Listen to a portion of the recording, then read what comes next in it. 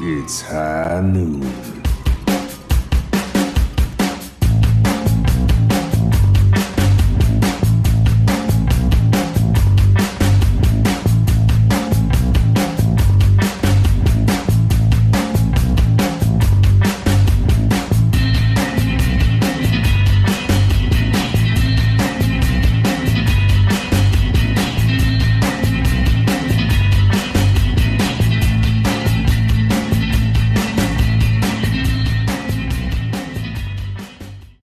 And welcome to episode number 8 of Foul Play, that is Fantasy Overwatch Play. I am joined, as always, by the Blevins and Asmith. How are you gentlemen doing today?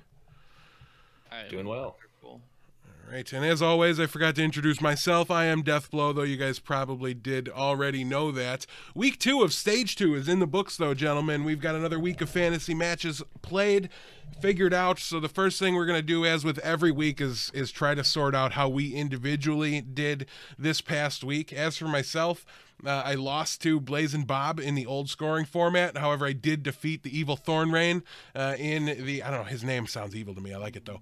I took him down in the new scoring format. Shout outs to Boombox for 5 points against Bob in the old scoring format. Also, Birdring napping through a match, literally couldn't be bothered to show up on stage. Okay, it was probably more a coaching decision, but nonetheless didn't help me at all. And also, I had a league this week where I had Kareev, Arc, and Shadowburn on the bench accruing points.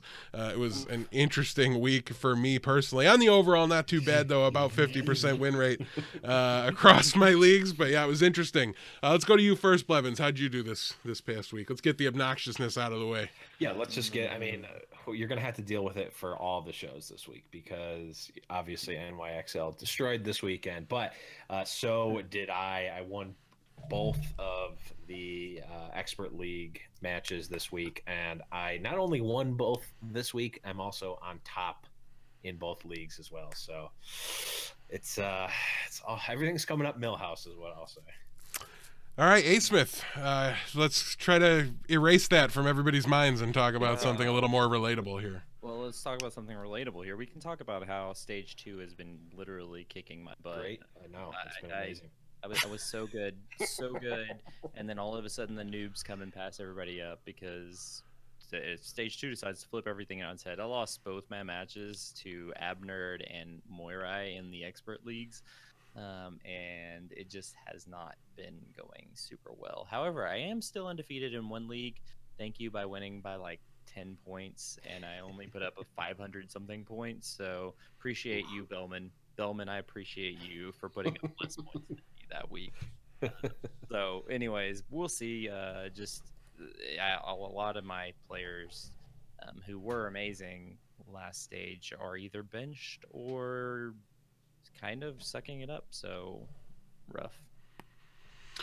Yeah, it's been a bit really crazy first 2 weeks so far when you just consider all the different start-sit decisions that have been made, and some of them aren't even solved yet. And let's get into the news a little bit from this past week, as a lot of those kind of are featured in the conversations that we're going to be having here. The very first thing is Kareev, that guy for the Los Angeles Valiant, is a DPS player.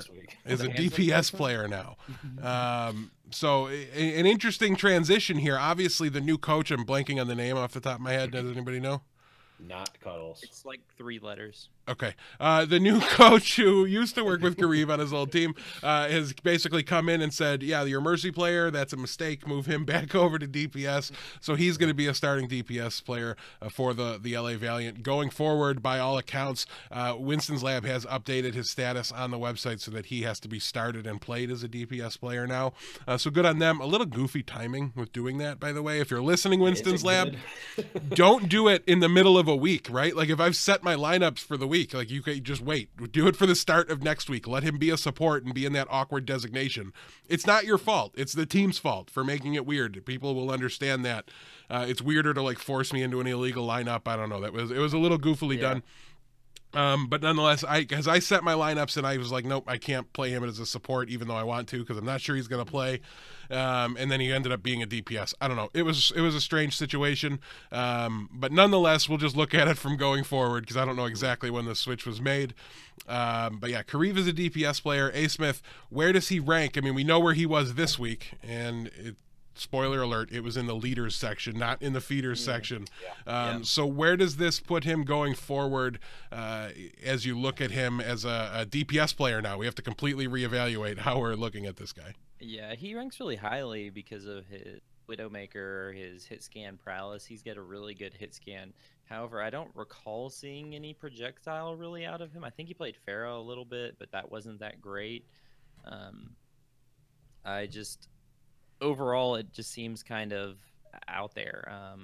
I think if Genji comes back in the meta, you see agilities, because I think Kariv's unproven on projectile players. I think he's a start until otherwise, especially now that his former coach is in there coaching. It seems like he might be snap started because of some old parity, and the coach knows his true, potential or whatever. So, because that coach originally had him on DPS, and then he came to Immortals and was put over to a support. So it seems like that coach wants him in the hit scan role, and if Tracer goes out, you might see soon out of the meta completely, or out of it, and Kariv in. So I think Kariv is probably going to have a starting spot. So I think you run with him until proven otherwise. He's put up some great numbers this week, and I think he's going to put up some great numbers next week. So yeah, I really think Kariv could have been very valuable as a flex support player, but maybe not so much as a Mercy main as he kind of was in stage 1. It was just kind of not really the best spot for him to utilize his talents. Yeah, there was a little switching going on there for sure, but it was just a little bit of a weird spot, and I almost think they're using their talent a little bit better by getting Verbo and Unko out there at once. Kariv obviously is a high skill player, and it's unfortunate for Agilities and for Silk Thread, who are now not seeing playing time, whereas they used to be kind of all over the stage, switching a little bit. We'll have to see how this plays out going forward, but for the time being, I do agree he's kind of a lock and load DPS starter, I think, here going forward. Blevins, anything to add on the Kariv situation?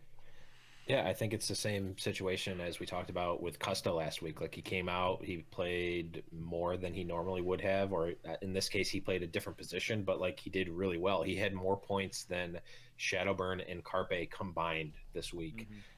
So for perspective, keep that. Now, that's more of a story about Philly, but it's also a story about Kariv as well. So I think don't try to fix the wheel if it ain't broken, and Kariv definitely, might be broken, but not in the bad sense of the word. Yeah, at least not now. Well, there's a little bit more to this conversation, but for the time being, let's set it down and we'll come back to it, because there might be some rippling effects here, or we all just might be being trolled in the best possible way. I'm not sure which it is. It could be either or, and we might have an answer by the time we get to that particular topic. Who knows? But the next topic I want to talk about here is Shadowburn back in action for the Philadelphia Fusion, as they have an up-down week, defeating the Houston Outlaws and then losing to the London Spitfire, showing us a little bit of that good Philly, bad Philly combo that we saw from stage 1 and we're hoping was behind us once we saw EQO last week. So with Shadowburn back in and then being back to inconsistent, what do we think this means for EQO versus Shadowburn going forward? We're hearing EQO might have been sick. I don't put any faith into what the teams and players say about stuff like this when they're saying it to me, trying to, throw their opponents next week for a loop, things like that. So trying to cut through everything here, and let's go to you first, Blevin, since we went to you last time.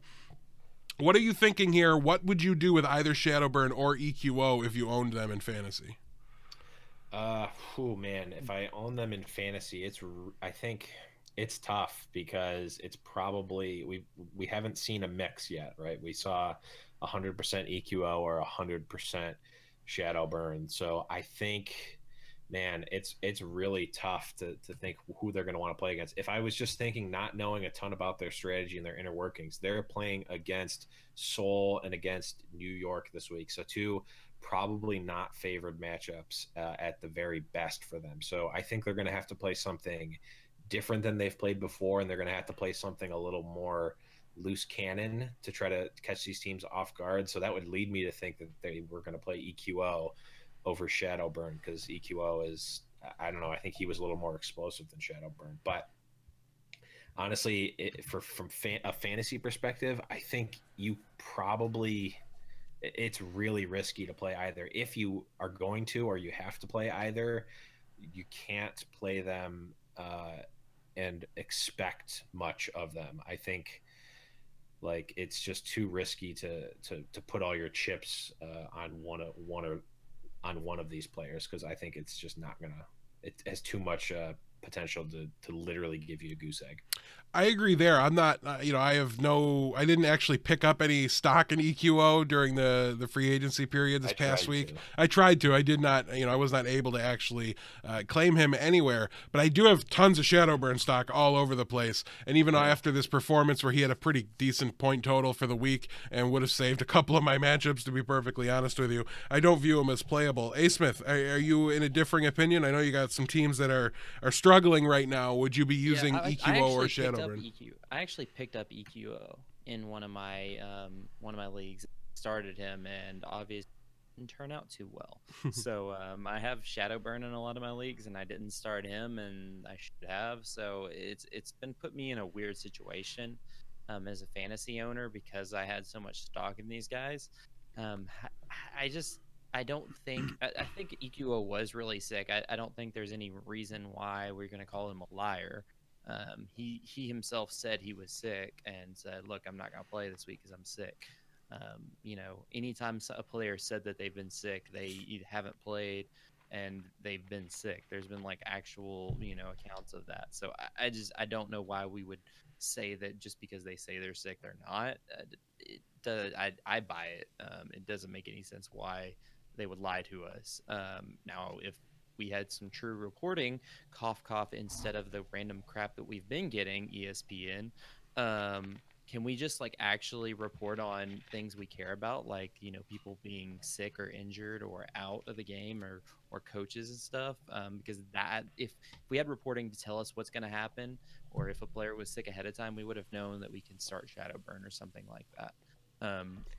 As of right now, I buy into EQO. I think they looked better with EQO in the lineup, but you're just looking at stage presence. Now who knows? We don't know what's going on in scrims, but if EQO is healthy, I think they're going to play him, because with Shadowburn they've looked a little inconsistent.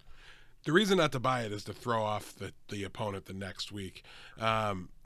For me, and it's just a matter of like I'm not saying he's not sick. I'm just saying that him being sick that's not necessarily why he didn't play this week. It's not necessarily why he might play next week or anything like that. I just think nothing matters more than like seeing it play out on the stage. And for the time being, one more week, I'm just going hands off. And it's going to be interesting to see what we do if EQO plays next week, because part of me will want to play him again the following week up after that, because I do love his style, the way he fits with this team.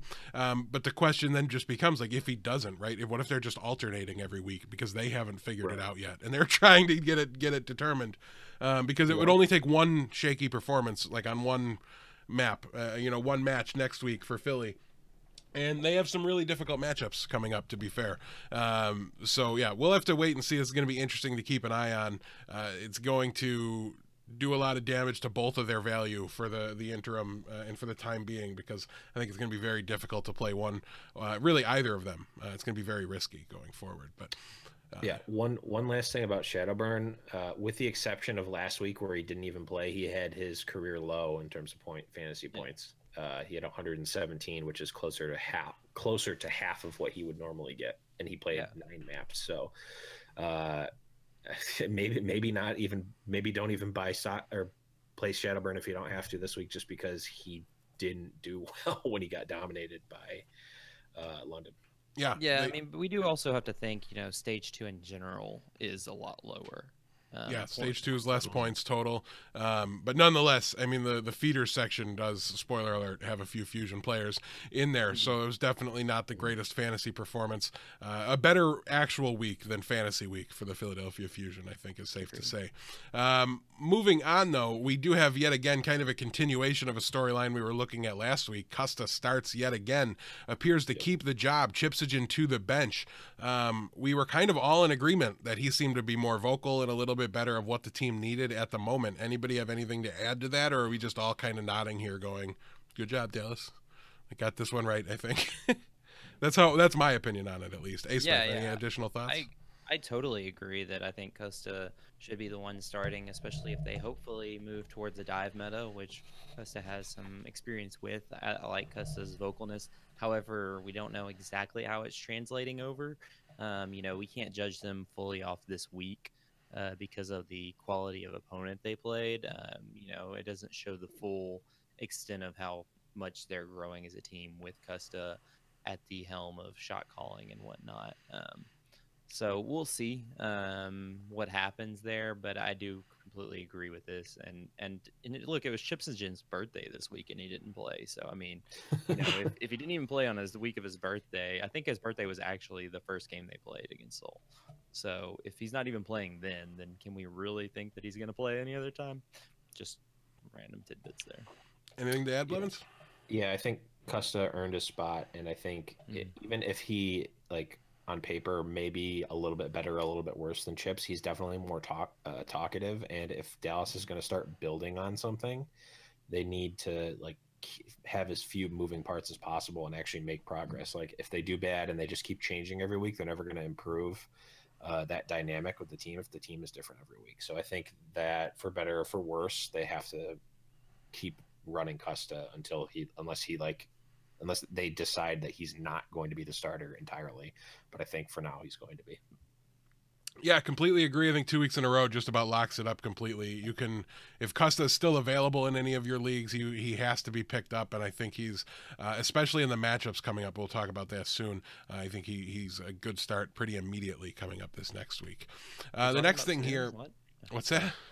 We're talking about soon. The next item on the list here is Kallio starts for Gamzu in the second match for the Boston Uprising, and the team looked significantly better here. They had an interesting week for sure, but I'm curious what your guys' thoughts are. Boston is a little bit difficult of a team on the overall to pin down, period. So I'm curious what you guys are thinking, in particular about the tank situation, Kallios and Gamzu. Blevins, start us off. Yeah, I thought Kallios just looked better. I thought he looked better before. Note seems to have kind of jumped in and is now he's the guy. It's Note and another. And I think we saw that in the preseason, and then he didn't play for a little bit, and then when he played again, they looked really good, and he just stuck with it. So I think on the broadcast they were saying something about Gamsu. Either it just wasn't working out for him, or maybe he was feeling off. I don't remember, but they did mention it. But I think Kallios has looked better, and I think if there's ever maps where they want to play Zarya, then Kallios is definitely going to get the start. And if there's more maps with Zarya, he's going to be playing more, and then if he's playing more, he's going to be better, and the snowballs from there. So I think Kallios is I think it's going to end up being a situation maybe even like Custa, where Kallios just kind of earned a starting spot, and they're going to keep giving it to him until he loses it. Asmith, it was obviously, getting 4-0'd by New York isn't, I don't think, a panic-inducing move, right? I don't think it prompted the change-up at the tank situation here. Do you think this was just a matter of, well, we're playing against Florida, so we can get away with this, so let's do it? Or is this something the Boston Uprising might be trying and something we should consider as a viable change-up going forward for the rest of the stage? I think they might be legitimately trying it out to see how it worked. Kallios is a really skilled player, and they have him in case of a Zarya meta because he's such a good Zarya. However, we're not really in a Zarya meta yet. So, they're trying to figure out where to apply his skill. And Gamsu looked great the season 1, but, last week he didn't look that good, and this week you know, against New York, he didn't look that good, and so, you know, why not mix it up? So, um, however, I don't buy into either of them in fantasy point perspective. I think Note's the only fantasy tank you can own, and him being a diva, I don't think he's going to rack up as many points as several of the other main tanks that are out there. So, fantasy perspective, I'd stay away from Gamsu and Kalios for the time being, just until we actually see what really is going on there. We don't have interviews from coaches to say what they're doing yet, so. Yeah, it's definitely a goofy situation, and I like what you said. You know, I'm not trusting either of them for this coming week, but I am willing to, obviously, you know, own any of them, any of these Boston tanks. I think there's definitely some potential there, and I don't think the team, you know, is completely out of it, right? Like the fact that they were able to dominantly dispatch Florida, who seems to be slipping again, I think says a lot here. It ended their 4 Overwatch streak. I guess not really, because it was still 4 Overwatch. It's just finally they were on the right side of it instead of on the wrong side of it. But yeah, so I don't know. They're a very difficult team to place at the moment, but we'll have to wait and see. As you know, they did definitely recoup a good chunk of their fantasy value this week. But maybe one more week on the tanks. Let's see how they play them out. That was a bit of a curveball I wasn't really expecting. And all right, so I mean, let's see, we got to check and see. There's 4 new. Oh boy, so there's no clarification here on this one yet. I do have an additional wild speculation thing to add to the mix. But right now, there is this weird situation going on with Grim Reality that appears to be mostly debate. But nonetheless, Grim Reality has put out a tweet that said, "Big move today," and there was a winky face, which is a little trolly, right? And I hate my life when I have to like be trying to interpret the meaning behind the winky faces and the emojis that are in tweets. This is what the world has become. And a lot of the teammates and players and things have really lended to it, you know, agilities, good luck, Grim, frowny face, you know, just these conversations. I'm so happy for you, Grim. Big news incoming, ladies and gents. Another winky face from Verbo. Thanks for that, because now I got to talk about and say winky face again. And we've heard any number of things. Right, like Flame is tweeting at him, "What are you naming him?" So if listen, we love wild speculation here, right? So that means he's getting a puppy, right? Like that's the only thing it could possibly mean. We tried to ask one of our inside sources of what's going on, and I'm like, "Where is Grim going?" And he goes, "College?" ? So maybe he's leaving Overwatch League and going to college. So clearly we've got quite the spectrum of possibilities for what this tweet means. It does kind of make a lot of sense that a trade might be possible with a player like Grim, only because of the Kareev move, right? Like they might want to offload some DPS talent to make room for some support talent, since now they're maybe lacking in some depth there. Anything at all you guys are reading into this, or if nothing else, what is your favorite off-the-wall outlandish possibility for what this tweet stream means? Blevins, we'll start with you. Asmith, we'll start with you because Blevins is quiet. Oh, okay. All right. Blevins it is. Yeah, I mean, there's nothing that's really it can be driven from this. Like it has an undertone of memeage from the onset, so you got to take it with a grain of salt. But again, we were thinking about maybe where he could potentially get traded to. Like he's not seeing any play on LA Valiant, so what teams could he go to? We talked about maybe Gladiators, maybe Boston Uprising. I'm trying to think of like where else would he be in a better position to actually see the stage, and I don't think there's too many other teams, but I think, you know, in terms of favorite, I guess Puppy maybe would be my favorite option. I don't know. I'm not reading too much into this. Hey Smith, give me your favorite meme destination for Grim Reality and your favorite serious team destination for Grim Reality, assuming he's literally about to be traded. My favorite meme destination can London Spitfire be my favorite meme destination? No, I'm just kidding. My favorite meme destination, I personally think I like the fact that might just be moving rooms and he's just debating everybody. He's like moving in with his girlfriend. It's like debate, you know. I mean, I could see that, but In reality, you know, if we're talking if he is getting traded, I mean, I don't think. I mean, you even look at teams like Shanghai Dragons, and I don't think he would be an upgrade to like Undead. I just don't think. But it's part of the reason I don't think that is but it would be tough. yeah, it'd be really close, and his you know, communication wouldn't work there, and like, you know, and that's like the worst team in the league. You know, he might be going to Florida, but they just picked up say a player, so that doesn't make sense. You know, I think Boston would be my only real solution there. I think Surefour is too big of a part of Gladiators and can play his role. So I think, you know, I think you got to be looking at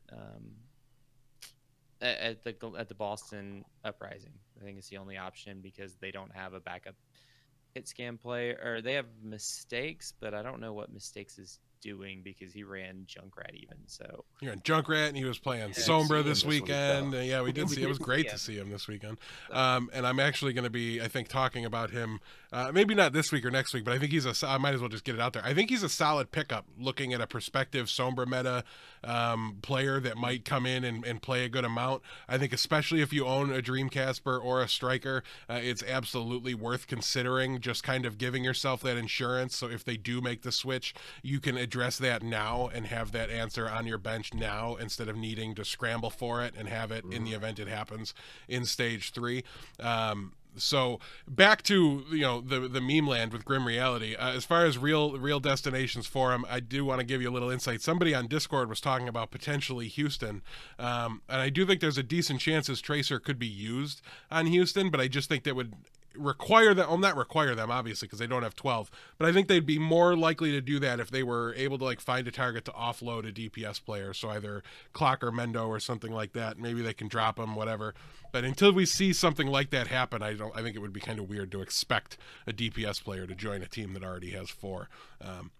But we'll have to wait and see. It's obviously, I think at this point, looking more like a meme than anything else, but it's a top shelf meme. So congratulations to the LA Valiant players for having a little fun with us at, you know, in the most innocent way possible, and just, you know, great effect. It was a lot of fun. Really do appreciate that. One last thing about Grim here, I've found, like, if you have players on your bench that are just not great, or like are backup players, like I don't find myself using a ton of them, or I have really good players that I'm never taking out, and then like I have other players that are like mediocre that I'll play if I absolutely have to, but it might be worth 1, maybe 2 slots on your bench to like invest in a player like this. Like I have Sinatra on a couple of my benches because when he unlocks, he's potentially a big windfall and an upgrade over potentially a starter. So just keep that in mind, that your bench doesn't have to be like sub players, because you don't, like, the week doesn't work like that. Like you need to have, like, you can have some investments on your bench as well. Yeah, holding players like, I mean, as high as the skill cap is on a guy like Pine, and as great as he is, holding somebody like him who's probably never going to have the full fantasy value of his skill, you know, the skill that he demonstrates when he gets to play, you know, you're almost never going to want to start that guy, right? Because, like, 85 points isn't ever going to be good, but I'd rather have a guy on my bench who's getting 0 now, but in the event he starts getting used, would be a full-time player. It's definitely a great value and a great way to look at your bench. But moving forward, let's start talking about the leaders and feeders from last week. Obviously, you know, a big week here. We had a lot of surprise outcomes from the matches, and a lot of surprise players, I think, on these lists as well. So let's start things off and look at the tank leaders from last week. Asmith, lead us off with the first one. You can take them out of order, whatever one you want. Just pick one and go. First, I'll pick up. I'll just take Fate. Fate was a kind of an easy choice for leaders this week, because he was the #1 overall tank. This week he put up 251 points, giving him the #1 overall tank and #2 overall. And surprisingly enough, there were 2 other players that put up 251 points. That's a weird Twilight theme here going on. But anyways, Fate's a good player. I think he had a rough week last week. Nope. Actually, he's basically the #1 overall tank, and you just start Fate all the the time. So if you're not starting Fate, you need to start Fate. He's the best tank right now in Overwatch League fantasy perspective. Oh, weird. It's almost as if someone was saying that the other night when we were playing, and I got yelled at for it. I mean, In fantasy, if you're XQC, then then obviously Fate's. Oh yeah, garbage, I was playing. but, I forgot to tell you, I was playing with XQC and yelled at me. That's where the whole thing. That's where the whole thing started. I definitely believe he was yelling yesterday. I just don't believe he was playing with you while he was doing it. But moving forward here, I do want to steal the next one here because Miro was the second leader of the week from a tank perspective. 205 points, the number 3 overall tank. This is the second straight week for Miro where he was over 200 points, which is a very drastic upswing and change from what he's done previously. When we look at week 2, 92. Week 3, 90. Week 4, 165. 176. So he's been steadily increasing here. Obviously, 205 is less than 255 from last week, but now he's kind of up there and he's at this top tier of the tanks, scoring really, really well. And I think he's been the biggest part of the reason why we're looking at a 4-0 Seoul Dynasty team that appears to have turned the corner a little bit. Obviously, they've got some 3-1s against teams that I think, if they were fully back at full strength, they would have 4-0'd. I'm looking at like the Gladiators, the Shock. Those were 3-1 wins that you kind of would have expected to be 4-0s. But nonetheless, I think, Miro's been a drastic improvement for this team. I think the support still need to get back comfortable in their new old roles once again, but I think Miro is basically locked and loaded, good to go. We haven't seen much of Kuki. They seem to be settled here. It seems to be back in Miro's possession, this job, and I expect that to stay the same. So Miro, top 5 tank going forward. Either of you disagree with that, since I'm kind of adding a little extra analysis here into this? No? Okay, moving on. That's what we expect. I think that's what we expected from the beginning, and he's finally into that. Yeah, back into where we thought he would be from the get-go. Blevins, take the last tank leader for the week here. Yeah, we've got Nomi here. He had 171 points this week. They had a stomp against Shanghai, and they lost versus Valiant, I believe. I just looked at this. Yep. Yeah, they lost 3-1 to Valiant, and he still had 171 points. The week before, they actually went 0-2 on the week, and he still had 152 points. So it's seeming like Nomi is definitely a startable tank. His last few weeks have been 171, 152, 166, and 177. So, and then the week before was 81. So basically 150 plus points for your tank is definitely going to be good every week. And you definitely, even when they're losing, he's still putting up over 150 points. So definitely a leader here. Yeah, surprisingly consistent. Like, it just continues to surprise me how viable he is as a starting option tank. Whether it's 10-man, 8-man, maybe not 6-man, but the way the drafts worked in these leagues, so many teams have 2 of the top 5 of something. You know what I mean? That you're forced to go a little deeper than just the top 8 or top 6 to get your starters. And Nomi, I think, has been a very consistent, very startable option. So we're continuing to highlight him. He seems to always be in the top 10. Like, every week he's a top 10 tank now. He's never like top 5. It's number 9 overall right now. Yeah, but he's always in the top 10 as a tank. So I mean, so far, if you've been starting them every single week without fail, like, he would be a more valuable asset. Like, your team would probably be better for having Nomi than Miro right now. Going forward, it's a different story. I think, but Miro has the higher spike value. Right. That's how consistent and how surprising Nomi's been, I think, in his consistency so far. So props to him from a fantasy perspective. Definitely putting in some work. Moving on to the support list here. Asmith, kick us off with the first support, whoever you want. First support, I'm gonna take Sleepy. Sleepy just went off this week. He put up 251 points. He was the other person, one of the other 2 people that put up 251. That tied him with the number 2 overall support and 2nd overall. Sleepy just fragged out. There's nothing else we can say. He fragged out. That was the best overall time he's had in the league. He put up, especially in his second game against the Shanghai Dragons, he put up 172 points. That might be the highest per game Maybe Jonax beat that once or twice, but 172 is insane for a game to put up. I mean, there's nothing else we can say. Don't expect this out of Sleepy, but I mean, 251 points is just crazy high, and he seems to be doing better overall. He seems to be a little more consistent in stage 2, which is a good thing. Sleepy might start being a very startable option for support. Actually, currently he's number 4 overall in support, so I'd say he's pretty startable.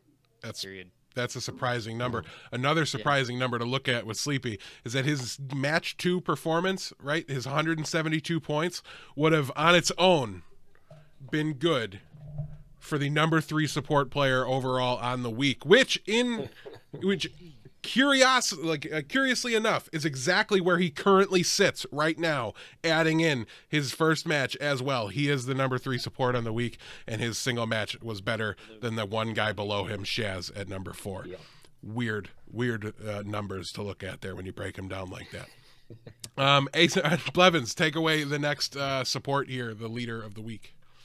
Yeah, I'm going to take Raucus here just because he played against NYXL, obviously, and that was I'm only marginally taking this because I wanted to talk about how NYXL won 4-0 again for the second of maybe 50 times this week. But it is worth noting that they did lose 4-0 to NYXL, but the games and the maps individually themselves were quite close. At least some of them were. 2 of 4 were very, very close. 2 of 4 were very close for sure. And then they went to 5 against Philly. But in an 0-2 week, I mean, we can see scores as low as, let's see, Zebosai 43 points, who played with 1 fewer map, Freefield 19 points. Like, we can see very, very low points for teams that go 0-2. And it seems like a Houston Outlaws team, which, for what it's worth, probably not going to go 0-2 in a week. Maybe at least often, not for the foreseeable. Probably not the rest of this season. This stage for sure. And it won't be often. And he still put up over 150 points, which is definitely impressive. It's also worth noting. I mean, last week was a little off for him, and I think we actually had him as a feeder last week. It's nice to see him bounce back up with, just over 50% more points this week, in a week where they end up going 0-2. So definitely, I think Raucus, a very consistent. I mean, he's only had 1 sub 100 week. He's only had 2 sub 150 weeks, and one of those sub 150 weeks was 148. So definitely a consistent pick, and it was nice to see him bounce back this week too. Yeah, a guy that's been a little goofy for fantasy, Raucus, for sure. He's been more about throughput than like killing blows and things like that. Like, he's been happy to kind of let the rest of the team lead the numbers in that. But when you look at his overall like healing done numbers and his damage done numbers, they're very favorable, and they show that he's a top 5 flex support player so far, at least by the numbers. But yeah, it's been a little bit weird, and he's been kind of consistent. But the last leader here of the week that I'm going to go with is Unko, the same exact point total as Sleepy, 251 points. So tied for the number 2 overall support and the number 2 overall player on the week. Just a really big week here from the Los Angeles Valiant as they do rebound. They had a bit of a cake schedule, if memory serves. I'm blanking 100% here. It looks like, San Francisco Shock, and then the Dallas Fuel, who we weren't 100% sure that the Fuel matchup would go that direction. But part of that was that LA seemed to be slouching a little bit, and they got their feet back under them with their new coach, with their new DPS player, and really kind of put that separation back between them and the middle of the pack teams that I think Dallas has admittedly moved up to be a part of. But yeah, so I don't know, a big performance here from Unko, a lot of great performances from the Los Angeles Valiant after a down week. So great to see these guys rebounding for their fantasy owners. Moving on to the DPS side of things, Blevins, let's start with you this time. Who is your DPS leader of the week? Yeah, gotta go with my boy SBB. Even though he was in stage 1 a overall stage 1 feeder, I think that was more based on his expectation that we thought going in, and we kind of got a better feel for how stage 1 was going to play out for NYXL in terms of their DPS players. It seems now that, especially in a week where Pine didn't see any play, like he had a lot of points, 238 points to be exact. Number one DPS player, had 262 last week. And it seems that it's possible that he's a number one DPS now overall. Obviously, NYXL doing very well right now. And notably against Houston, he changed up how he plays Tracer. He didn't take the Tracer 1v1 and go from there. He wasn't the what's the football term with the cornerback shutdown. The shutdown. He wasn't the shutdown Tracer like we talked about him being in stage 1. He was much more aggressive in the back line, and even if he doesn't do that every time, it's nice to know that he can sometimes get these spikes where he just dominates. And I think it's possible that we're going to be seeing we're still going to be seeing Pine, but I think that's going to be at the cost of Libero more so than it's going to be of SBB. So I think we're going to become more accustomed to these 220 plus point weeks rather than the middling 150s, 170s that we saw of stage 1. Yeah, I really just think it boils down to this: as in stage 1, the meta, and the way everything was playing out, maybe even to a lesser extent the map pool, wasn't very favorable to the off on your own high skill tracer players. The effects and the SBBs are the ones that really come to mind, that play this style and play it very well. And I think now that there's no mercy reses to bring them back, they get to play very different. They get different fights and different encounters, and I think it's just really helped SBB, who even as we were listing him as a feeder last stage, said this is the best tracer in the league. Like we did expect this if tracers became more valuable to see this happen. But moving on, my DPS. Well, I just need to correct one thing that I misspoke about. SBB had an 89 week, a 92 week, and a 98 week, and everything else has been over 250. So I think we're going to be seeing much more of the 200 plus rather than these like sub 100s. It's been very feast or famine, and I think it's going to be much more feast. Yeah, unless he starts to sit in some weak matchups, which they do have coming up, because I think you guys are pretty front loaded. Like you're carrying that through to be, I think, a little front loaded this week. I'm blanking now on who you play against, but we're playing Philly, and we are playing San Francisco. So at least half front loaded, a little bit still. But yeah, so I don't know. It's going to be interesting unless he starts to come out a little bit. I think he is the number one support. And when we say that, we mean value going forward. He's not the number one scoring DPS player. And I think I said support even. I'm losing my mind today. Anyways, though, my DPS leader of the week is going to be a combo. I'm cheating. I'm going with two players, Soon and Kariv, because they were number 2 and number 3 on DPS on the week. Again, the LA Valiant had a strong week and a big rebound for Fantasy Week, as they had some easier matchups, and they made a lot of space, made a lot of room for them. But Kariv, notably being number 3 DPS on just his second week back in the role, I think shows he's got upside that means he must be started and must be played going forward. I'm excited to see how this plays out. But I just did a whole spiel on the Valiant, so I'm just going to throw over to Asmith so that he can talk about our last DPS leader of the week. The last DPS leader of the week was a guy who struggled last week, but seemed to really bounce back into his true form, and that's Striker. Put up 216 points, number 5 overall DPS. He put up 151 points against Florida. I mean, that's by far the most points. Yeah, that's the most points put up in a game this week, to 151. Striker's skill has very been determined here. It looks like the Tracer is getting more points than the other players here in this new stage. This is one thing that, if y'all remember last week, we were talking about bets, and this is one that I'm gonna have to admit here, Belvins, or if we're talking about our new bet format, Lord Belvins picked himself the new bet format we're talking about doing here is we kind of stealing it from Semler and Doa. Semler and Doa made it. It's called a Lord bet, and anyways, where the winner has to call the loser has to call the winner Lord. So we'll do that for the show, and I think that's gonna go very well with the show. The audio format, especially the audio. Yeah, and Blevins gets to do enough smack talk this week, so we're only going to give him partial credit for his bet from last week. Who gets his smack talk this week? You do. You know the score. I don't need to placate you too much. But I do have to call you Lord Blevins through the feeder section. Through the feeder section. You need to placate me a little bit, though. Yes, through the feeder section, you will be referred to as Lord Blevins, and you should feel more than correct in correcting us if we fail to refer to you as Lord Blevins. But going forward, when we make these bets, guys, it's going to be Lord Blevins, Lord Asmith, Lord DeathBlow through the entirety of the episode. If somebody addresses you by name, it's yes, my lord, or something like that. Like, you have to keep kind of almost forcing yourself to go back to it. It should be obnoxious and very annoying for you. So yes, like, make yourself go into it and really go all in on it, and it should hopefully be a lot of fun. Please let us know how you feel about this bet format. We had a great idea from Raycor to do like little haikus and stuff like that. The only issue was that I'm not artistic or creative enough to keep coming up with haikus, and I thought it might be a little boring if we kept reading the same one over and over again. So we're going to try this for the time being.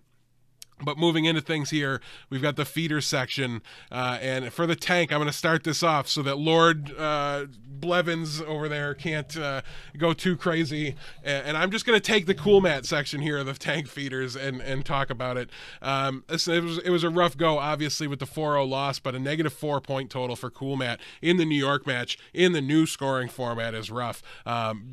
A tank that was thought to be, even after like the divas are going to be worse this stage conversation, was still a top 15 guy to me, and he was the number 25 tank player on the week. So clearly a down performance, 47 overall. That means just 51 points in the first match. Not great, obviously, and I think his play style's hurting him. I think the performance of the team hurt him this week. Kind of the perfect storm. I don't expect it to get this bad going forward again for a while, but maybe next week, you just kind of got to weight it differently, right? Like, he should be kind of a bottom end tank consideration instead of just play him. Like, it's cool, Matt, of course you're going to. But Smith, move us in to talk about the next tank feeder of the week. I keep wanting to call everybody DPS. I'm going to screw it up a lot. Sorry. Next tank feeder is Fraggy, and Fraggy was literally feeding this week. Like, there's no other way to put it. Dude was diving in and just getting blown up. He was the essence of feeding. That was what Fraggy was doing. Look, there are two different kinds of tanks in this world, and Fraggy definitely isn't a coward. We know that for sure. Okay. He's playing Rascal for sure. Exactly. That's exactly what he's doing. He put up 86 points, number 16 overall tank. When Fraggy has good games, he's going to be a top 10 tank. When he has bad games, he's going to feed and be in the bottom half, and he's going to really hurt you. He's been a very streaky tank, and this it just wasn't his week, and I don't expect next week to be his week either. So hold off on the Fraggy comments. He will bounce back, though.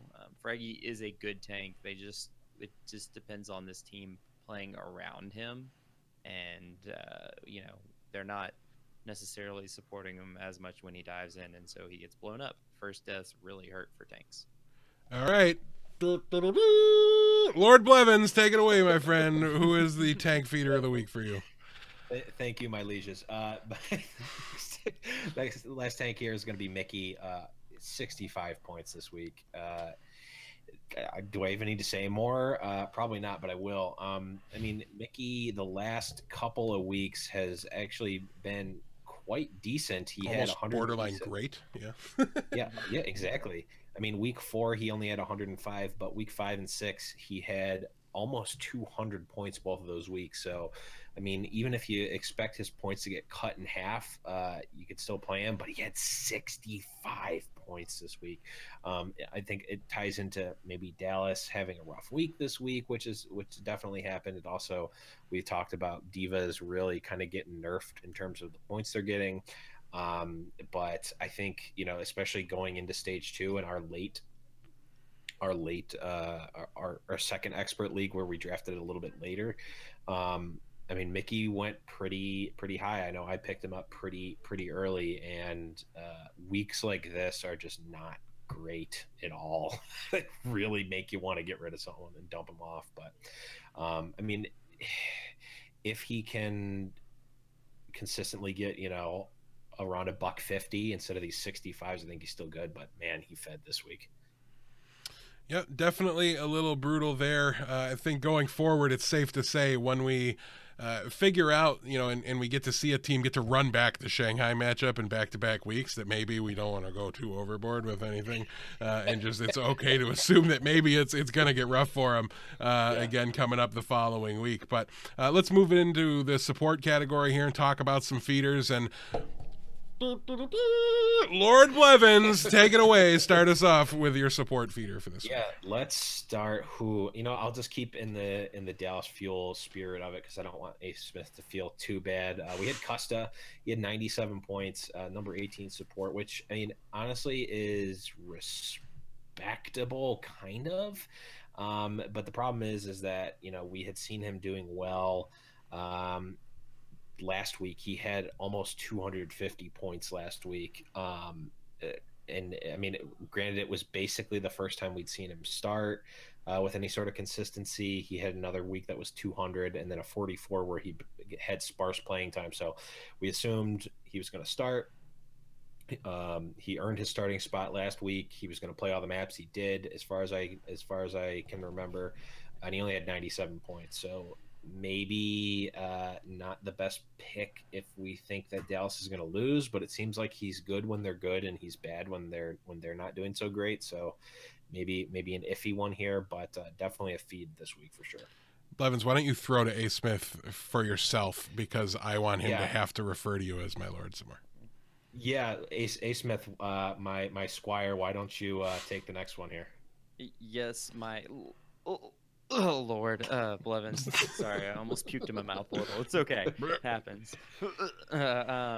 Look, I'll take Toby here. Toby put up 108 points, number 17 overall support. And when you're looking at it, maybe it was just bad for Lucio. It really wasn't that bad for Lucio's. Neptuno, Big Goose, Harry Hook all had respectable scores, and even Arc and Verbo put up. Arc, Verbo, and Kellex all put up over what Toby did. As much as Toby had good plays, all he had were a couple of those boops. He wasn't getting random frags. A lot of people call him the boop god, Toby the boop god, the best Lucio, and he might very well be. That's up for discussion. I'm sorry, I'm not going to take it as solid, value just because Monty and Doa say it is. How dare you? First of all, I know, right? How am I going to argue with the casters? I sound like another guy I know. Oh, sorry, QC. My bad. But look, 108 points. It was rough, but I don't think he's always going to put that up. I think he's going to do better. It just, law of averages right now. You're going to have some low weeks and you're going to have some up weeks. He's not going to be the best overall Lucio player in terms of fantasy. That's just not where his role is right now. But he is doing good enough to play, but don't lean on him. If you have some other supports like a Big Goose or like a Harry Hook, even, I would rather start them even in bad weeks. Yeah, definitely agree there. It was surprising to see Toby appear lower on the list than some of the other Lucios. And Toby was, however, higher on the list than my support feeder of the week, Boombox, with 92 points, the number 22 support. He had 88 points in 3 maps versus Houston, but 4 in 4 maps versus London. Did he sit out some against Houston? I don't know. That's confusing to me. Yeah, he sat up. Dayfly played the first 2. Oh, gotcha. Well, that might have been like the whole reason, because part of the thing about Philly was, at least in that match in particular, because they brought good Philly, bad Philly conversation to a whole new level, because they brought both of those teams to the Houston matchup and just got absolutely bodied in the first 2 maps, and then brought it back obviously in the reverse sweep there. But and then they had that obviously brutal loss to London, really hurt Boombox. He flashed last week, and it's disappointing to see him on this list again. I wanted to see him up on that leaders list again. I loved Boombox coming into Overwatch League, and really so far just last week is the only time we've really seen it come together from him. So a weird week for Philadelphia. I mean, they got such a big win that it's hard to call it a bad week, but on the overall, I'm leaving this from Philadelphia almost terrified because they were kind of like the team to beat, and one of the top dogs I think for the stage, or in that conversation at least.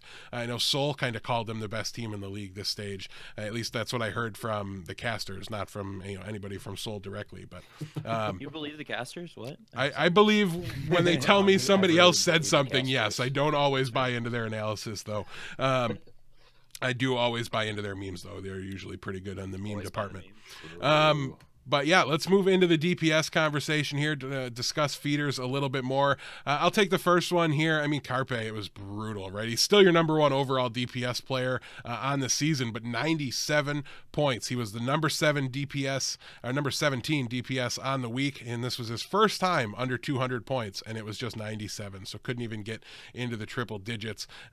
Again, I just did a whole section on the Philadelphia Fusion. That's why I sniped this one, but I mean, I've got to give it to him first. So Lord Belvins, or Lord, oh, man, I screwed that up. Oops, that was a shame. Lord Blevins, if you could give me your DPS feeder of the week. Oops, I do apologize. Definitely an accident. And for that one, I'm going to just rub it in that Jake only had 83 points this week as he got dominated by NYXL. Look, he had 2 fewer points than Hureg, who only played 1 match.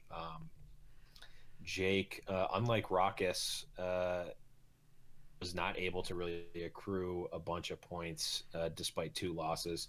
Not helped by sitting for the first match of every map of every match. Yeah, didn't play every map, which doesn't help, but just was not there. I mean, even if he did play both of those maps, at least against NY, like that was not that first map was a complete and utter domination. And yeah, probably would have got him over Hureg, but maybe just made it worse. I mean, could have honestly just made it worse.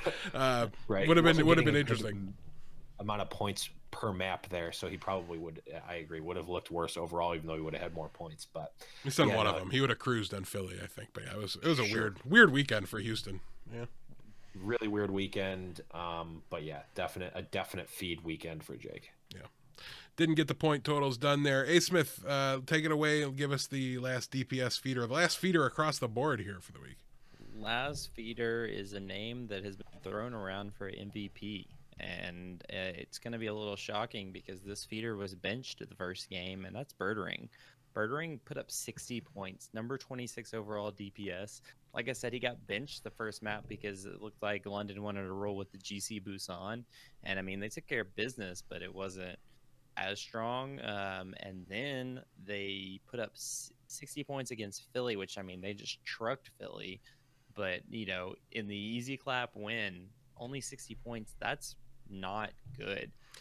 Let's in perspective here, Profit put up 77 points, which is still, not good, but it's a little better. It's a little more helpful. 17 more points would have bumped him up several spots. So you got to think that, in a complete stomping, your players aren't going to score a lot of points, and Birdering wasn't all over the place as much as Profit was. Profit seemed to be a little more in perspective, and I believe Birdering was playing some Genji, if I'm not mistaken. Did y'all recall that? I don't remember that offhand. But I thought I saw Profit on the Tracer a lot more. That matchup looked bad fast, and it stopped me from paying super close attention to it because of how brutal it was becoming. But it was definitely rough. But like you said, I mean, it's a little difficult to score a ton of points in the easy claps, but at the same time, the DPS are the ones that usually do manage to do okay there. So it was a little surprising to see him on such a low side. Nothing you could do about sitting out in an easy matchup, but it was I think the first time that's happened to Birdering, so definitely notable.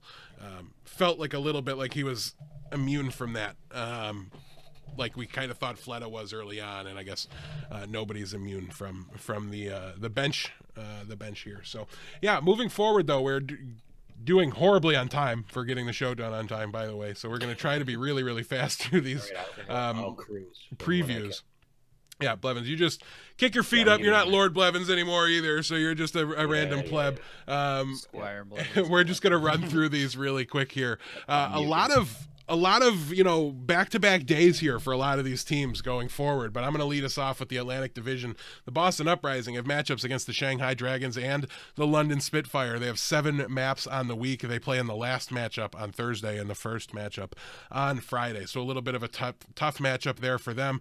Don't expect to see mistakes again, but like I said, maybe pick them up, put them on your bench if you're a Dreamcasper owner, because that's who we subbed in for last week, but I'm relatively willing to fire up my Boston Uprising players again here. I'm no longer worried about them totally collapsing. They should still be a viable team.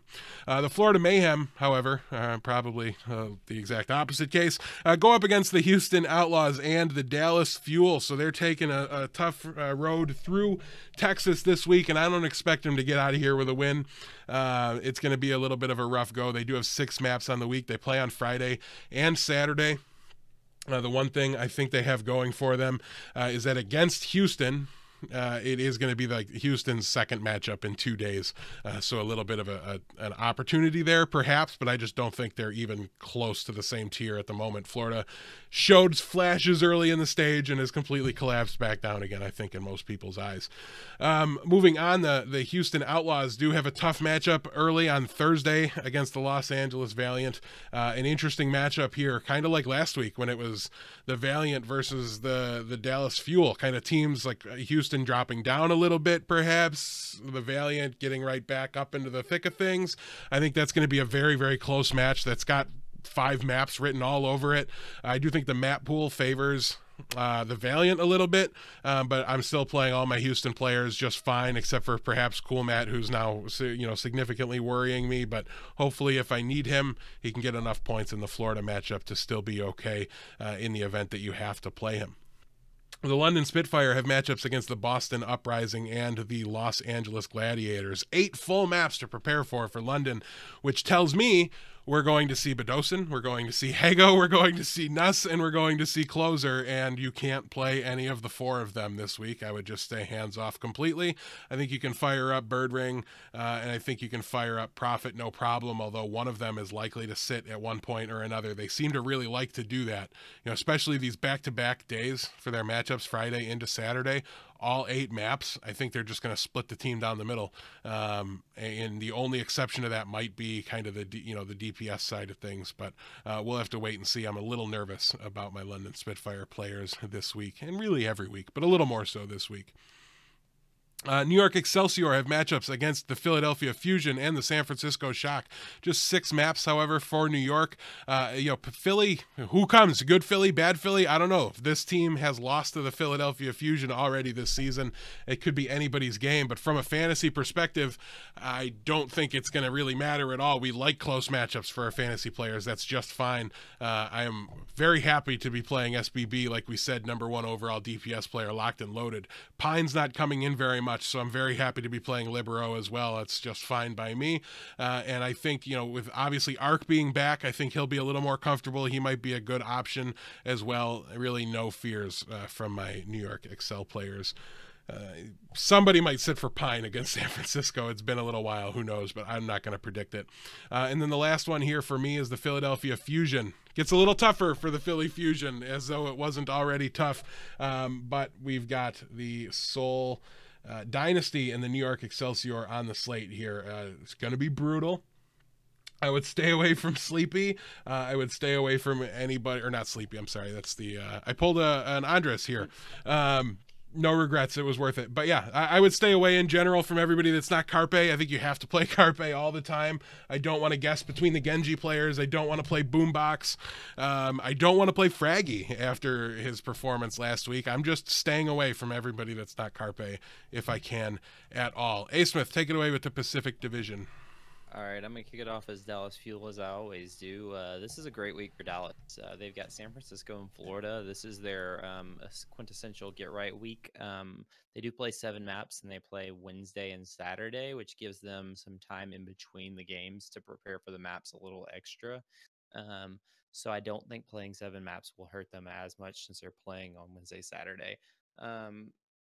As much as people want to freak out about Dallas being bad because they just lost 2 games against 2 top-tier teams right now, I think that's a little premature because they looked good against Seoul even though they lost. I think they're going to bounce back. Start your players. It looks like XQC is going to be the tank. DPS are still uncertain what they're doing, and it looks like supports are pretty set up there. So next is Los Angeles Gladiators. They play the Valiant. So you got the battle for Los Angeles, and then they play London. These don't look like good games for Gladiators. I think Fisher's the only one that you can really start with confidence over there. Shaz and Big Goose tend to be okay even when they're losing. They look better, so they're not getting stomped like they were before, but either way, it's still going to be rough on them. They play 7 maps Wednesday and Saturday, just like Dallas does, so maybe they use the extra time and do be a little more prepared. But we'll see what happens there. Then you've got the Valiant, and they play, obviously, Gladiators in Houston. I like these matchups for Valiant. I think Valiant's actually going to do pretty well. It seems like they're going to score a lot of points. I think the Valiant in general, probably because the Houston game's most likely going to be close. You can see up to 5 games in there, and then the Gladiators, it looks like they're going to win most likely. So they only have 6 maps. They play Wednesday, Thursday, so they do play back to back there. Next is the San Francisco Shock. They play Dallas and New York Excel. 5 maps, so they've got one thing going for them, and they play Wednesday, Saturday. So I like to say those will help them. However, I don't think they're going to win either game. I don't want to start any of the Shock players unless you have to, like someone like Baby Bay. Dante's actually been pretty good, even better than Baby Bay. Sorry to interrupt. If you've been playing Dante, you might as well keep going because you very well might completely hit a brick wall of Name Sinatra on him very soon. You might as well try to get what you can from him. Yeah, or trade him away, but that's just a whole different perspective there. Yeah. Seoul Dynasty is the next team. They play the Shanghai Dragons and Philadelphia. 5 maps, Wednesday, Thursday. I expect Seoul to flex their muscle this week. Against Shanghai, you might see a whole different setup, a whole different lineup. You might see Wakid and Bunny and a bunch of different players. So it could be interesting here with the first game they play. Lastly, you've got Shanghai Dragons. If there's anything I can say about Shanghai, you just never play them. I wanted to play them last week, and then they bit me in the butt. So you guys loved Shanghai last week. We thought. Everybody thought they were going to win a game. Like, we were like, come on, this is the week to No, do it. they did not. all the casters were saying this is their week to win. This is, and then just nothing. Thank you. No, I appreciate it. Never bet on Shanghai. Now I'm back above both of you in Pick'em. Now I'm back above, like everybody in Pick'em. 7th place in Pick'em this week. I was at 3rd. I needed to tank down because I felt bad for everybody. Well, now you should feel bad for an entirely different reason, Blevins, but nonetheless, you can't feel too bad because we did spend a solid 10 minutes calling you Lord Blevins for a little while earlier. Has to be a self-esteem boost. Can't wait for it to happen the first time to me. But so far, no bets this week. Keep an eye on them, though, if you guys want. I think the sleepers section is going to be where we bring in more. Sleepers and Douse the Flames will bring on more bets than most other sections, I think. So we'll have to keep an eye open for them. We don't plan them ahead of time, so somebody's just going to call somebody out when they say something they don't agree with. That's how they're generally going to come up. So not a guarantee for every week, but hopefully, the Lord punishment isn't too traumatizing that we're not deterred from making them. But moving in here, Blevins, you did win the DPS sleeper conversation, so you get to start us off here with your sleeper of the week. Again, this is a player who is outside the top 20 at DPS that we think is a startable, viable option this week. Ooh, yeah. Startable, viable. See, I tend to do my sleepers a little bit different. I like to do, sometimes at least, I like to do a little bit risky here. So I'm going with Munchkin here.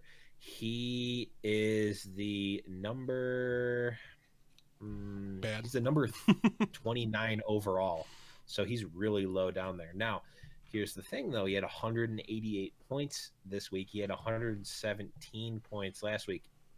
The week before he had 26. The week before he had 37. The week before he had 49. So this is definitely a feast or famine pick for a sleeper. So I'm trying to shoot the moon here he's either going to do fantastic or he will play a sub number of maps and not get anywhere. So if you're looking for something consistent, don't pick up or play Munchkin. If you need to shoot the moon here and you can live with a sub 50 point week from one of your DPSs, throw Munchkin in there. It might pay off dividends.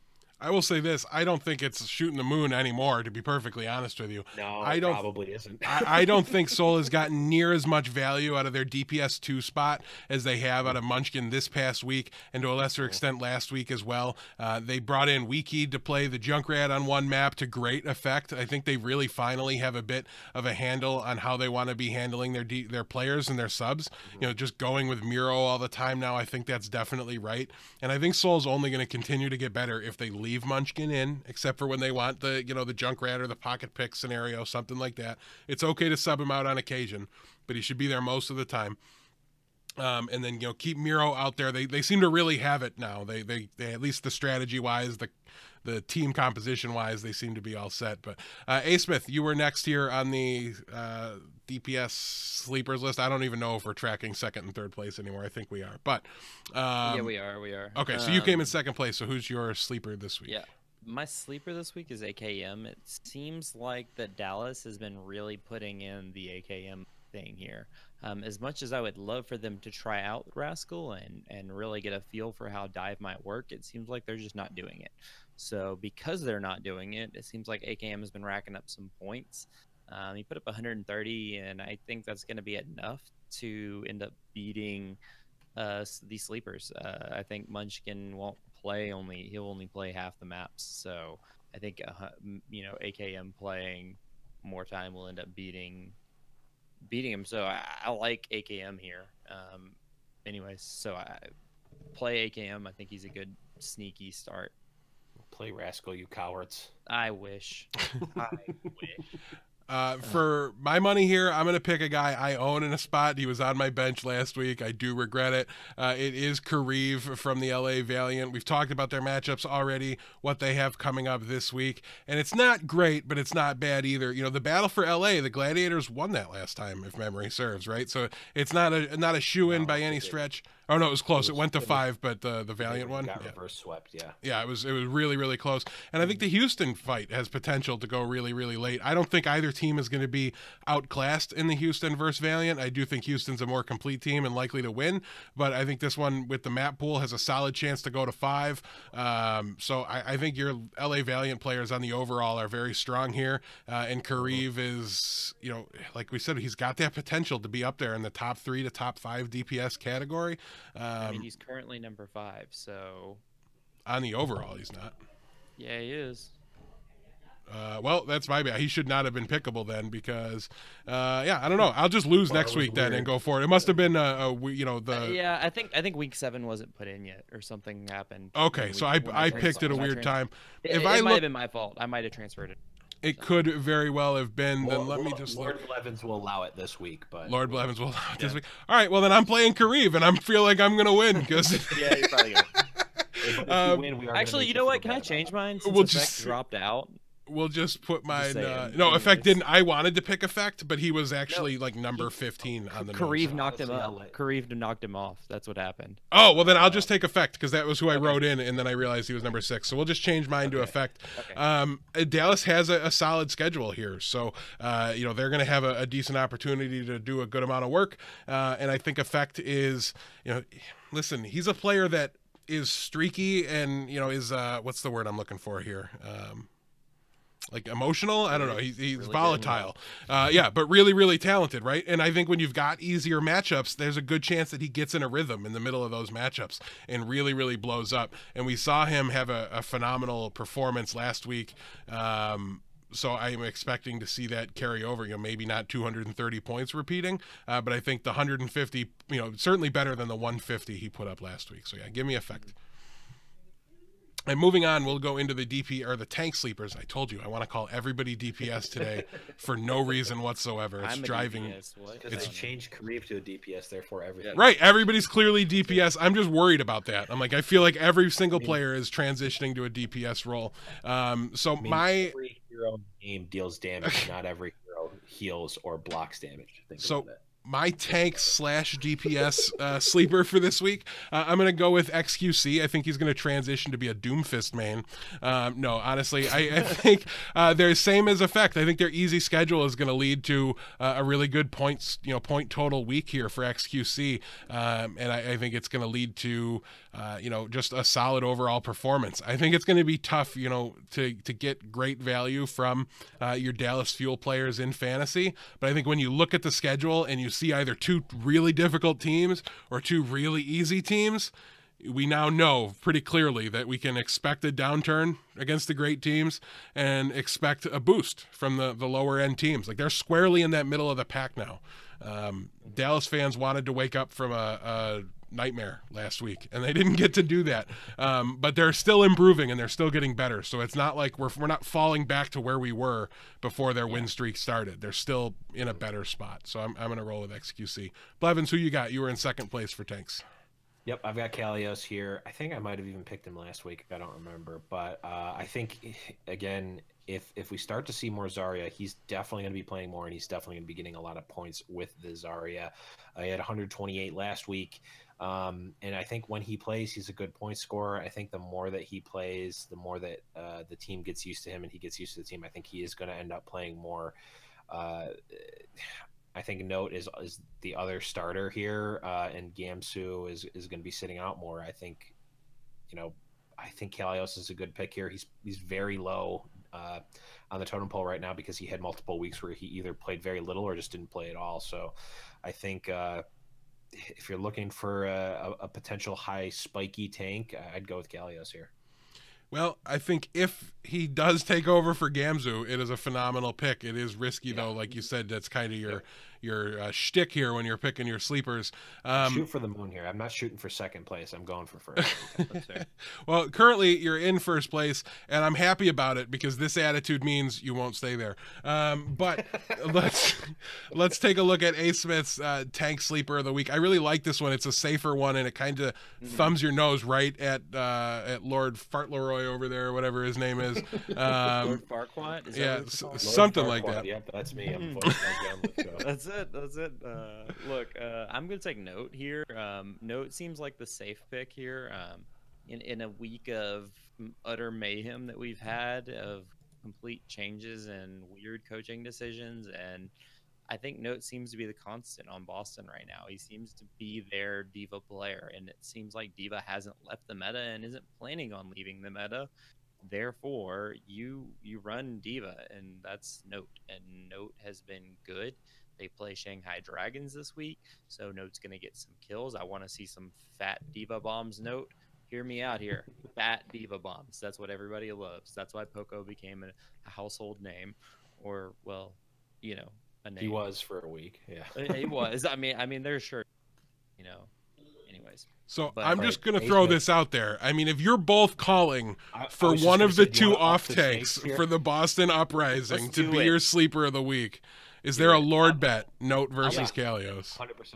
Up the stakes. Lord versus Kalios. All right. Lord bet is official. Note versus Kalios. Our first full episode Lord bet is in place right now.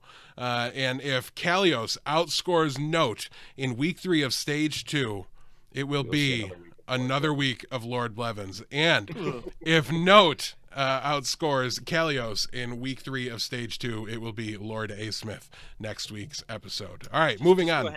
Just go ahead and put that crown on my head now. Just crown Asmith right now. Make sure you guys write that down. I'm not tracking this for you. If you want to be called Lord, you've got to know that you're supposed to be called Lord going into the next week's episode. I'll remember it. It's also worth noting that all of our Lord bets have been based around Boston thus far. Just saying.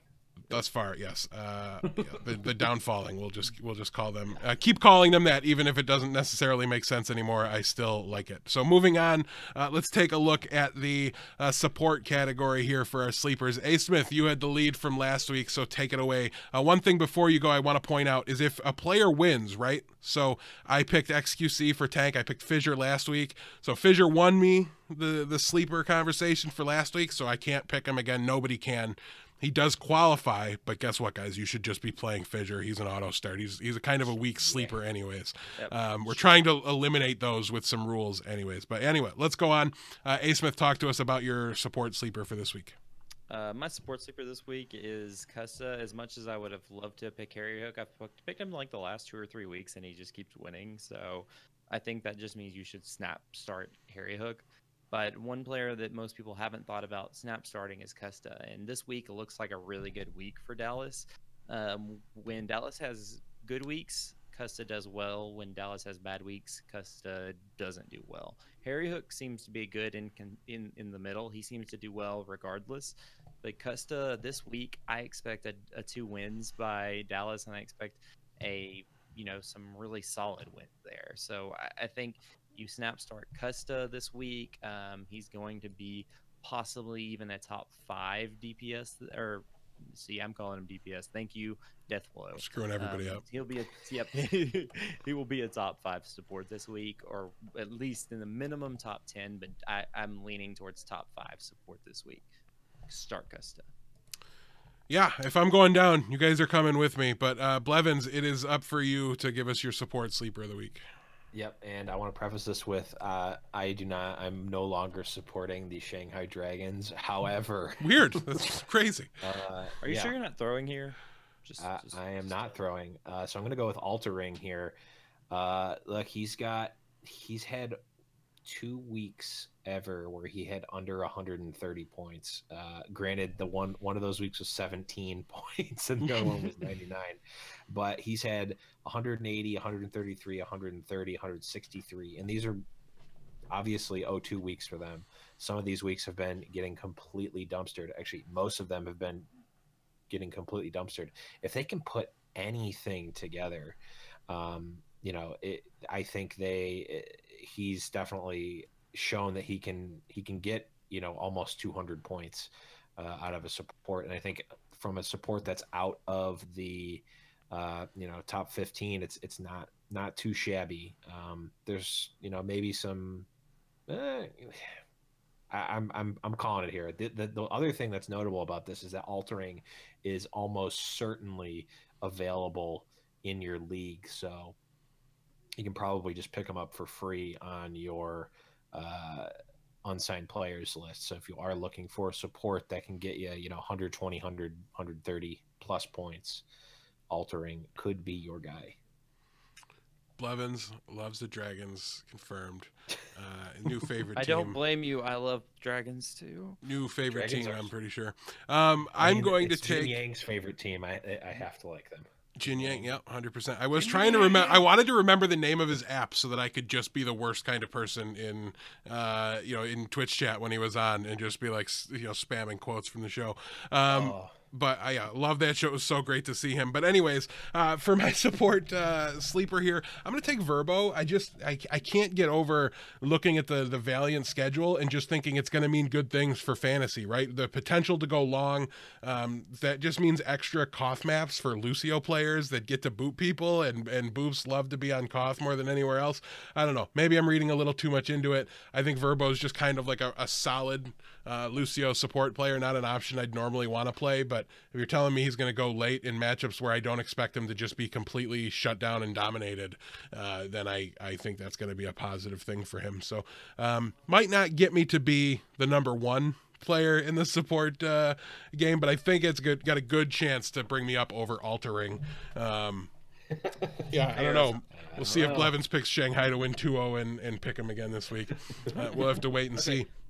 I have a question though. Sure. Random tangent here, but has anybody noticed like Verbo with the whole Verboing thing, and then he talking about his faith a lot? Has anybody noticed a push for Verbo to be like the next Tim Tebow here? Random thought. I have not seen that at all. I haven't seen anything about his faith. Verboing? Period. Like I've seen Verboing a little bit. What is that, like the pointing it's up? Like when he's like that. Yeah.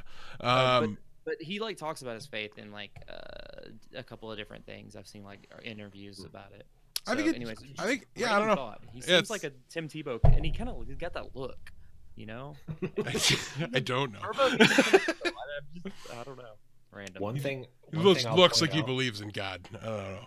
One thing I'll point out when we talk smack and say that Verbo is definitely going to get more points than Altering, that has happened 1 week ever. Altering has had more points than Verbo every week except for one. Right. So I'm just being extra super smart by calling it out. Was that 1 week last week? Yeah, the only week Verbo started. Okay. But anyways. No, it wasn't last week. Well, that's interesting. Yeah, there was the 1 week where they had like a sickness or something. Unco was out. Verbo had at most 144 points, and Altering had Verbo's 19 points. Verbo's been the starter for 2 weeks. So the fact that one of them put him in above the guy means that I think I've got pretty good odds here to turn out to be right. But we're going to do things a little differently here as we move into the Douse the Flame section this week, as we are running a little light on time. Though we did make it up. We didn't spend as long with the preview, so that was good.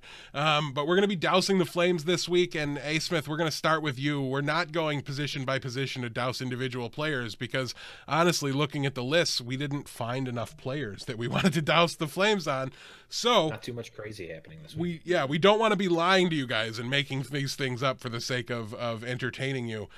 We want these to be good advice. So we're just going to we have two different things we want to douse the flames on here. So Asmith, what is your douse the flames for this week?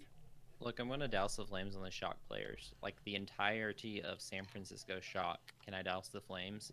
I think Dante might be the only one that doesn't get involved here. I think Dante is a little transcendent above the San Francisco Shock shenanigans here.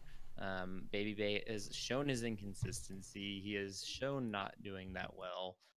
Sleepy has shown the same thing. Dak is just pretty much never startable. Just douse the flames on the entirety of the San Francisco Shock. They're playing New York Excel and Dallas Fuel, who has looked pretty good and is wanting a win here, big time. I think you're taking it. I just don't foresee Shock doing well until Sinatra gets back. This is almost looking insurmountable. Don't start the Shock players except Dante. Douse the flames on all of them. I'm willing to ride the consistency of Nomi that we've seen so far. I was going to say douse the flames on Nomi. Well, we already have a Lord bet, and it would be very confusing to go into another one. But you're lucky Blevins took you up on that one because you'd be calling me Lord Blevins or Lord DeathBlow, whatever. I would take the Nomi bet as well. He's had 1 week where he's had under 150 points, and that's including I have a gut feeling. 0-2 weeks. So we'll keep an eye on it and know when Nomi's up in the 140, 150 range again next week that you got away with one. Blevins, who are you dousing the flames on this week? Yeah, I'm dousing Philly, the whole team as well. Look, we had record bad weeks with the exception of a 0 outlier for Shadowburn, but we had record bad weeks for both Carpe and Shadowburn. It's unsure whether EQO or Shadowburn is going to be playing, so we talked about it earlier. I won't go further into that. And they have a really rough schedule with potentially, by standings at least, the hardest possible schedule going against the number 1 and number 2 team in New York and Seoul, respectively. Look, if they're going to turn good Philly on, and we've seen them be able to beat New York before, that's great, and maybe they'll get some points. But if you're looking for something consistent, and even if that's the case, like, you're going to get your points will come from Carpe, so maybe you can play Carpe, but I wouldn't play. Thinking about it more, you can't play EQO or Shadowburn if you're expecting them to get more than 0 points, or if you need them to get more than 0 points, can't play either. And the rest of the players they just have such a high chance of, even if good Philly shows up, they could still lose. And that's just not good for them. Great advice to remind people not to play these players. That's why we kept it there. However, usually we're dousing the flames on teams that are still on fire, and I think those flames may have gone out last week. But we can still throw some water on whatever coals were left on the Philadelphia Fusion in case you fire. Thought it was a good idea to play this week. Yeah, it is very good advice to tell people not to play anybody that's not named Carpe. Like, leave Fraggy on the bench, leave Boombox on the bench. None of those guys are viable options. I agree wholeheartedly there. Try to pick up EQO, but don't play him. Yeah, 100%. I think and don't play Shadowburn either. We're still in a waiting game on them. I'm leaning EQO likely to be the starter, but I want to see it before I trust it. Moving on, let's take a look at the mailbag here. We do have a couple of questions. It was a little bit rough this week, so guys, please do remember you can head over to the Discord. You can tweet at us at HNP foul play. I think there's an underscore. I'm not 100% sure. I'm blanking. Okay, HNP underscore foul play. There's no underscore on mine. Why do I make these things so difficult? But yeah, so you can tweet at us with any questions, or you can send them in on Discord. We do have a fantasy mailbag channel set up there. But a question here from Blevins. So I'm going to let you read it. Yeah, so we talked about it a little bit, so we can just kind of breeze over it. But are we in terms of picking up the player and potentially not this week, but maybe potentially further, are we in EQO territory or EQ no? Asmith, what do you think? I'll take it. I have EQO and I have Shadow on the same team, and I have to start one of them. Who am I starting this week? I'm starting EQO. And spoiler alert, I might, because I say that, I'm probably going to get 0, on it. That's just how a lot of fantasy goes. You say something and then it literally does the opposite. But I think EQO is a player that is going to see a lot more play time, especially with this meta. He was sick last week. I don't anticipate him being sick again this week. He doesn't have an excuse not to play other than him straight up being benched. And we'll see what they decide to do. They might be in desperation and play one each match, just one match, one with the other match. But I think EQO, for the remainder of at least this season or this stage, you need to pick him up. I think he's a good player, and I think you'll see a lot more of him. Yeah, I agree 100%. I think it's more likely that EQO is Bedeau Sin and that Shadowburn is XQC later. So that's kind of how I'm weighing in there.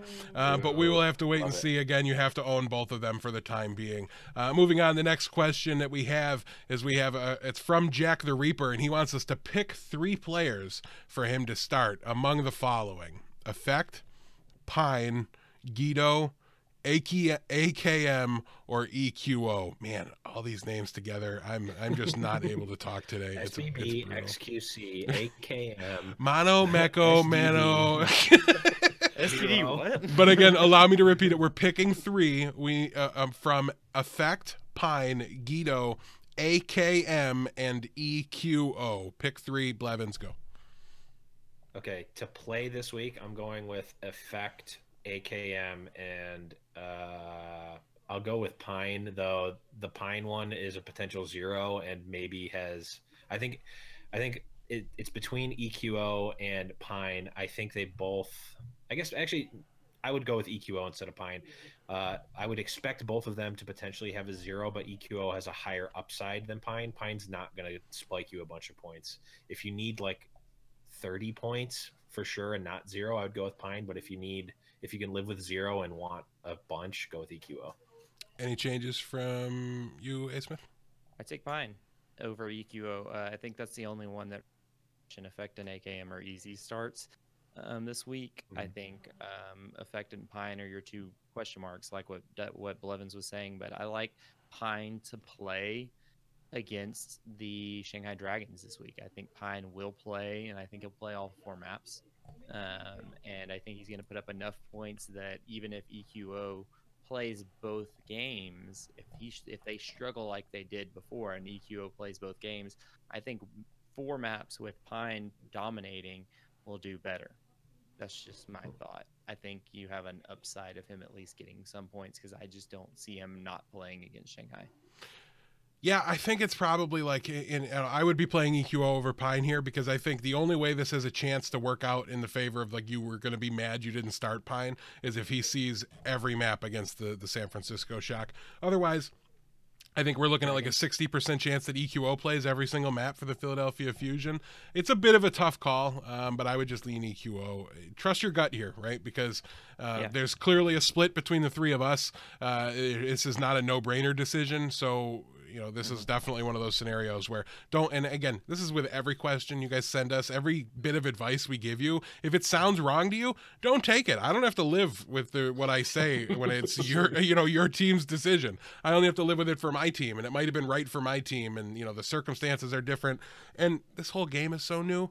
we don't really know what we're talking about. We're giving you our best guess as I veteran mean, fantasy I know what players. I'm talking about. I don't know about you guys. How's stage 2 going I'm for you, Ace? I'm in first in both expert leagues. And so he's really, the one I that know what admits I'm he has talking about. zero idea what he's talking about. fair So enough. let that be the biggest I've lesson for literally you. tacoed from the league. These leagues. You've tacoed your way in, and that's fine. Also, Asmith, New York plays San Francisco this week, not Shanghai. Is it? I'm looking at the schedule right now. Yeah, it's San Francisco.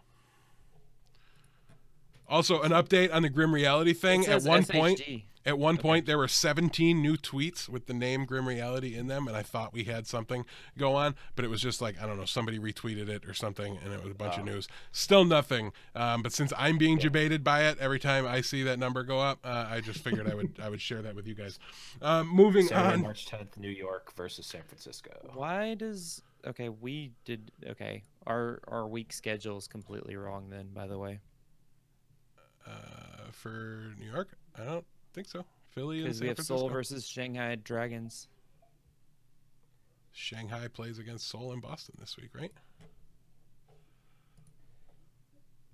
I mean, this is bad radio to figure out of the air. I was looking at Seoul. No. I Yeah, am Seoul. an I was gonna idiot. say, I'm pretty sure I've got I this am right, an and I wear the dunce crown today. I was looking at Seoul for some reason. I thought Pine played for Seoul. Yes. All right. Peasant A. Smith over here. well, Farted A. out. Smith, I'm Let's gonna move need you on. to take a nap because me and Blevins are gonna wrap up these questions in the mailbag. I'm benching you for the rest of the mailbag portion for that one, but also we do got to be pretty quick on time, which is the bigger reason. So Blevins, a question from Bellman: what's the right way to trash talk my buddies since I'm undefeated? Best question we've been asked so far. By well, the way. I can speak from personal experience right now, in at least some of the leagues. Honestly, it's fun to throw some jabs every once in a while, and it's definitely fun to do it on a podcast. But I don't know. In all seriousness, I've always liked the act like you've been there before mantra for sports and whatnot. Like if you win a championship, like act like you've been there. The most I like to give is a Tiger Woods sinking the putt, like like a nice fist pump type of thing. But I don't know. Blevins is 1,000% correct for traditional sports. For fantasy sports, he could not be further from the truth. And I'm going to step in here because the way you talk smack when you're undefeated, trust me, I know I was undefeated in my Dynasty League all year. I'm getting a t-shirt printed. I'm never going to let them hear the end of it. My favorite thing to do is to give really condescending, unrequested advice on their lineups when you're not playing against them. Just shoot them a message and just be like, even if it doesn't make sense, that's the beauty of it, right? They're your enemy. You can just lie to them and just give them bad advice too. Just really, really condescendingly tell them who they should start and who they should sit, even though they didn't ask you. It will 100% get under their skin, and that is how I would go about doing it. But moving on here, we've got a question from Lizome. I don't know. I'm sure I'm butchering it. Lysome. Yep, we're gonna go with one of those three pronunciations and assume that that's what we said every time and it was right. But we have two questions here. Snillo just turned 18. Is he worth picking up and benching for now if I have a weak DPS lineup? Blevins, what are your thoughts on Snillo? Yes, we talked about it earlier with Grim Reality. Like you can use part of your bench to invest. I think he's probably a decent investment. I think if you have a weak DPS lineup and you want players that are likely to be impactful, I would go for mistakes from Boston before I would go for Snillo personally. Carpe's just been like one of the best, right? So I really don't expect Snillo to come in. But with that said, I would have said the exact same thing about Shadowburn and EQO. So it's not a bad idea, right? Just give yourself some insurance. I think it's more valuable if you own Carpe than if you own, bad DPS from another team or something like that. I don't know. But the same idea is with the Grim question. He's wondering about with Sato. He's about halfway through his timeout. Is he somebody I should consider picking up and benching? A. Smith will let you out of the doghouse to answer this question, I guess. Grim Reality and Sato, I say no. It's too long of a time period. You're still looking at a whole several weeks. By the end of that, you're going to be looking at close to playoff stages, and if you're going to be a winner or a loser by then, and you need to focus on getting players that can benefit you right now. They're still Grim. We have no idea what's going on with Grim, and I mean, there's no reason to stash him because of some random. Yeah, there's some random tweet. We have no idea. No, I don't know why the Grim got brought into this. I don't see that in his question that he sent us. It I says think because it was sent at the same same idea time as we were talking Grim. about it earlier on Twitch chat. Oh, okay. Yeah. I think it was more along like the same idea as with Snillo. I think is more the conversation than anything to do with Grim. But Okay, well, either way, Sato, no. Sato may start, but that will be the 4th stage, and I think holding on to him with a set time limit is tough. yeah, the only way I would go about picking up Sato personally is if my team was stacked, right? Like I had no chance of needing this guy. Otherwise it's too early. If you're needing bench players that might have value to you, or you have like weak spots on your roster, no, pick up players that are more likely, maybe a little closer to the start of the last stage when he would become unlocked. You can think about it, but it's a little early otherwise for that. If you have like Fate or Gesture, there's no reason. 0. Yeah, those guys are even like the fissures. I would say Muma. I would just say there's no reason basically any of those top end guys. But that's gonna. I don't know about that one, but that's gonna wrap up this episode here. Anything you guys want to say on your way out? We need to find a better way to end this show. I always feel like I just kind of like randomly cut it off. But anything you guys want to add? It's okay. If you're like Thorin just randomly stops his videos at the end. No lead out at all. So there's no pretty well. I'm just saying, All right. No, but I appreciate the fans. Thank y'all.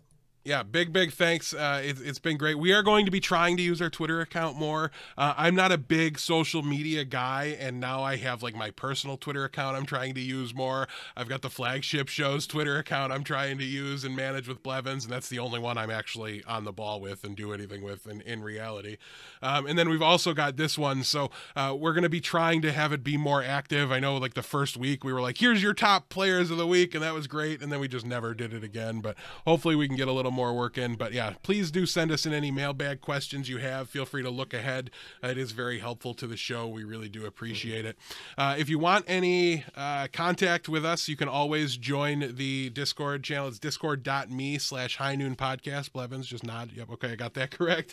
And as always, there's links to everything on the website, highnoonpodcast.com. So I am DeathBlow for Asmith for the Blevins. Thank you all so much for joining us. We really appreciate it, and we will see you all next week. Got his boots and he put on his hat. He threw the coin away that same day.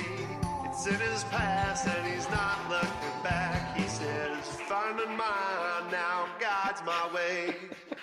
He's not good, but he sure ain't bad.